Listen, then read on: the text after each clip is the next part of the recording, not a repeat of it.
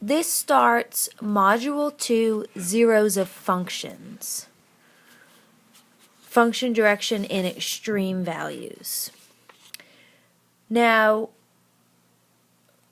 when you find a zero of a function, it is an x value that produces a y value of 0.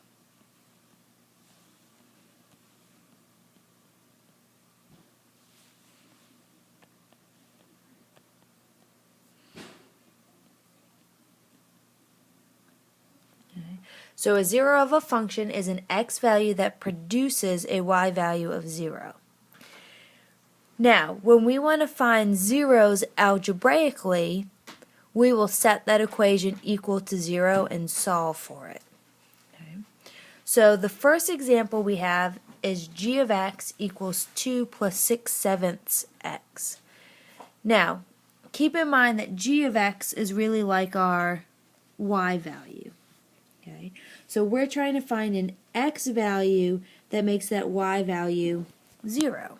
So we're going to replace that g of x, which is like your y, with 0. So we have 0 equals 2 plus 6/7 x. Okay. So let's go ahead and start trying to isolate that variable. We'll start by subtracting 2 from both sides. And that leaves me with negative 2 equals 6/7 x. Now we need to divide by 6/7 next. Remember that when you divide by a fraction, it's really the same as multiplying by the reciprocal. So this is going to be like negative 2 times 7/6 equals x. Okay. Now we've got to figure out what negative 2 times 7/6 is. Okay. Remember that when you are multiplying fractions, you can do what's called cross reduce. So at this point, I would say 2 goes into 2 one time, and 2 goes into 6 3 times. So this is going to give me an answer of negative 7/3 equals x. Okay. So that means my 0 is x equals negative 7/3, because when I plug in negative 7/3 back into that function, I get a y value of 0. Now let me clear the screen so I've got some room to work out this next one. Okay, the second example we have is q of x equals y squared minus 14x plus 40. Now remember, if we're trying to find a 0, that means our y value, which is our q of x, in this case is going to equal 0, and we're trying to solve for that x that's going to make that so. Okay. So 0 equals x squared minus 14x plus 40. Now, it's a quadratic equation, so let's try to factor it. 0 equals, so that trinomial is going to factor into two binomials. We've got x and x. And now what would multiply to 40 that adds to negative 14? Let's use 4 and 10. And since we're trying to get to negative 14, these both need to be negative. Now at this point we can use that zero product property. And we're going to say that x minus 4 equals 0. Or x minus 10 equals 0. This is going to give us answers of x equals 4. And x equals 10. So we actually end up with two different zeros here. When I plug in x equals 4, I'm going to get out a y value of 0. And when I plug in 10 for x, I'm also going to get out a y value of 0. Now, our next example lends itself to the square root property. Remember, I'm setting f of x, which is like my y, to 0. And then I've got to solve for that x value. So 0 equals x squared minus 3. Let's go ahead and try to get it into that form, x squared equals some number. So we're going to get 3 equals x squared. So what I did there was I added 3 to both sides. Now, a lot of times we're used to seeing that x squared on the left-hand side, but I want my x squared to be positive, so I left it where it was since it was already positive, and all I did was move the 3 over. Now, in order to finish this out, we need to take the square root of both sides. And remember, when I do that, it has to be plus or minus the square root of 3 equals x. Okay. Now, if we read the directions carefully, it says, write the exact value and when appropriate, approximate to the nearest tenth. So remember from one of our previous lessons that this is our exact value. If we want to approximate that to the nearest tenth, we're going to plug it into our calculator, and we're going to find out that it's approximately plus or minus 1.7. So here's our exact answer, and here's our approximate answer.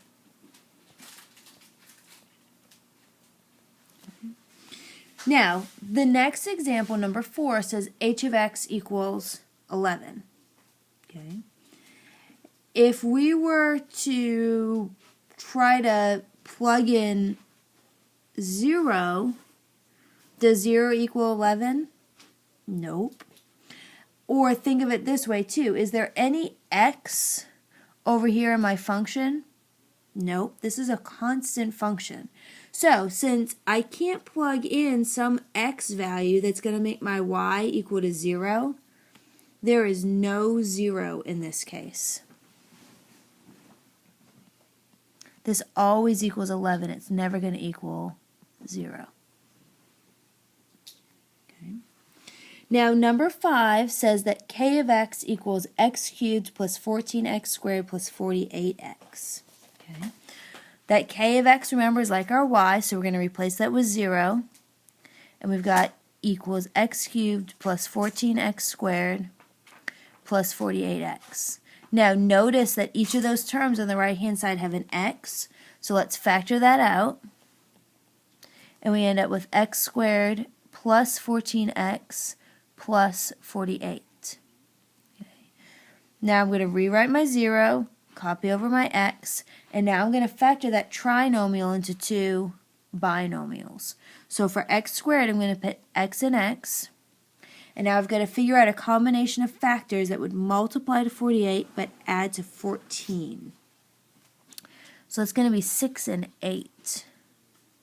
And both of those are going to be positive. Now, I'm going to use my zero product property. So I've got that x equals 0. I have x plus 6 equals 0. And I have x plus 8 equals 0. Well, my first one's already solved for me. Isn't that nice? X equals 0. There's my first 0.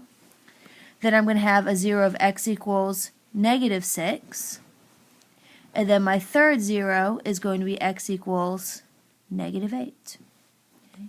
Now, we've talked about this before, but we realized that the equation we started with was degree 3. It was cubic.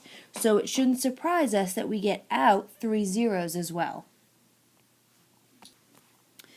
Now, the examples we just looked at were finding zeros algebraically. Let's talk about how to find zeros graphically. Okay. When you want to find a 0 graphically, you are looking for the x value that makes the y value 0. So that's going to happen in this case at this point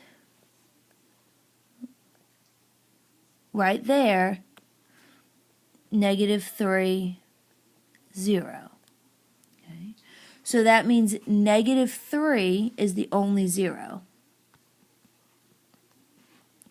Now, we do have to be careful about the language we use because there's a difference between a 0 and an x-intercept, and we're going to talk about that in just a second.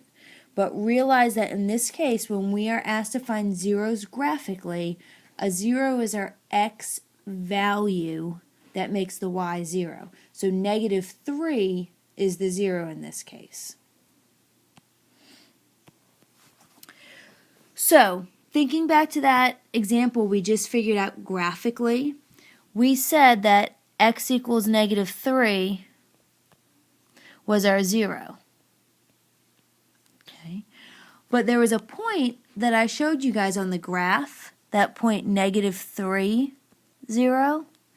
That is an x-intercept. So if you are ever asked for an x-intercept, that will always be a point.